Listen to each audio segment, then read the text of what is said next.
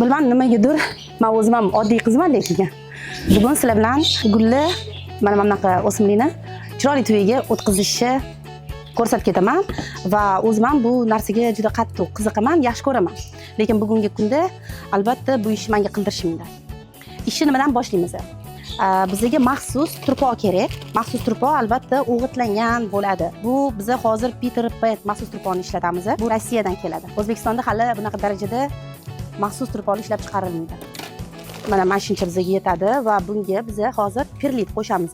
Qo'shimcha bu zamyakulkis gulimiz suvni yomon ko'radi, lekin ko'p xaridorlar bilmasdan ko'p suv quyib va o'shanda ildizlari chirish ehtimoli bor. Shuning uchun biz hozir bunga drevesniy ugl qo'shamiz. Bu taxminan bir 4 oylarga yetadi. 4 oy ichida mabodosiga suvi ko'payib qolsa, qurish, ya'ni ildizi chirishi ehtimolini kamaytiradi. Mana bunaqa aralashtirib turpog'imizni tayyorlab olamiz. Nemetskiy lichuza tuyaga.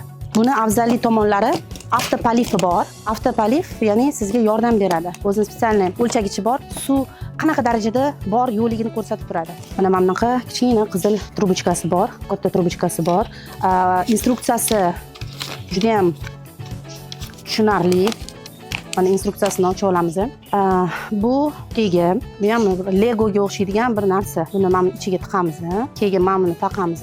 Lekin oxirgi marta mencha bir 5 yil ilgari terganman buni. Tayyor va bu yerda mana buni o'rnatamiz. Uskunamiz tayyor. Mana poplovokka chiqadi. Hozir buni joylaymiz bo'ldi. Endi tagiga albatta drenaj qilamiz. Bu mayda toshlar bo'ladi. Agar sizlarda bunaqa mayda toshlar bo'lmasa, keramzitni maydasini ishlatsanglar ham bo'ladi. Taxminan 250 gram. Zamyakulkis o'simligimiz o'zi umuman injiq emas bu o'simlik. Yarim salqin joyda bemalol yasholadi. Ya'ni ko'p ham yorug'lik kerak emas.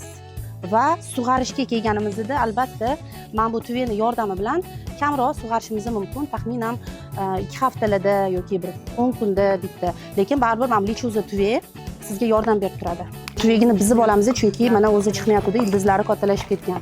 Sal bo'shatamiz, yana ham yengilroq, yangi tuvada o'sadi. Joy ham urintirib olmaymiz chunki stress oladi. Hozirgacha mana shu o'simligimiz turpog'i ham sog'lom, ildizlari ham sog'lom. Bitta ham chirigan ildizi yo'q. Mana buni joylashtiramiz.